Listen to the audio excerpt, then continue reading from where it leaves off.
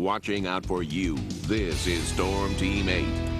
Good morning, West Michigan. Here in the 24-hour tracking center, we are definitely looking at some locally heavy rain that'll be coming through. Here's a look at Storm Track Live, and you can see this area of precipitation. We pretty much have had rain already through the entire area, so pavement is going to be wet on area roadways. About the only exception to that would be from Jackson off to the east and southeast. Heaviest rain again tracking to the northeast of Big Rapids and Mount Pleasant so far today. But you can see here out over Lake Michigan, there's more rain, a little bit of a break in the action from Chicago down to Indiana now. But check out this heavy rain that extends down into central Illinois, back into Missouri, Arkansas, Oklahoma, and the central part of this storm system, at least the developing part, is some really big severe weather down in central Texas, so that flow of moisture continues to be quite pronounced from southwest to northeast across the area. As we look at temperatures outside this morning, well, we've got readings that are fairly mild for this time of the day, this time of the year. Readings now in the mid to high 40s in most locations, with areas to the north just a little bit cooler. Big Rapids, Newaygo, Greenville, Carson City, readings in the high 30s to near 40 degrees. But again, in most areas, we're going to look at those readings that climb into the low 50s by noon today, with daytime highs in the mid 50s. We actually have some torrential rainfall that'll be a big part of this storm system in parts of West Michigan. Meteorologist Matt Kirkwood has been digging into the computer models and has been analyzing exactly which parts of our viewing area are going to see the heaviest rains. Matt.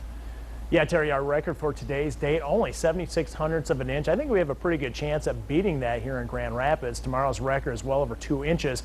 You saw the radar, folks, that rain extending all the way from the Great Lakes right down to Texas. And currently, the area of low pressure right now is in the Texas location. So that's going to be over us come Wednesday morning, and that's why we're going to have all this rain. Here's a forecast over the next 24 hours or so. You can see by later on this afternoon, most areas, especially northwest of Kalamazoo, about Hastings over to Benton Harbor, will have received about an inch of rain. We're seeing that first slug of moisture move through. We're going to get a little bit of a lull. Then another area of moisture is going to move in later today and also during the evening hours. And again, many areas picking up over an inch to around an inch of rain if you're north and west of Battle Creek and also Kalamazoo. And that's pretty much where the setup is going to be. The wettest conditions kind of northwest of Kalamazoo, Battle Creek. Watch the timeline as we head into early Wednesday. This is when I think at least the heaviest of the rain is going to be over. That's kind of when I stopped at 7 o'clock on Wednesday. Some areas from Grand Rapids to the north and west along the lakeshore could receive over 2 inches worth of rain. It's been so far fairly dry this month. Winter storm watch. Here's the other facet of the storm system.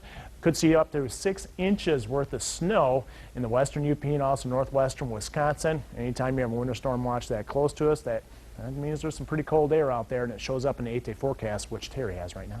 You know, it's interesting, Matt, because we use that conversion rate, 10 inches of snow for 1 inch of rain. So even if you use that basic, simple conversion, those places across West Michigan that are seeing an inch to maybe 2.5 inches of rain over the next 24 to 36 hours, that'd be a good foot to 2 feet of snow. So most of the precip, again, liquid instead of frozen out of the system. As you can see here in our temperatures in the 8-day forecast, mid-50s today. Readings tonight will hold in the 50s and then will drop significantly during the afternoon tomorrow, becoming quite windy across the area as well. Could see a few slushy wet snowflakes mix in early on Thursday. Thursday will be a windy and cold day with temperatures for the most part in the 30s. A few flakes early Friday, but we'll start to dry things out Friday afternoon. Saturday looks windy but dry, partly cloudy skies with highs in the mid-50s, and could see a few rain showers develop Sunday into Monday with another push of warm air, 60 degrees on Monday.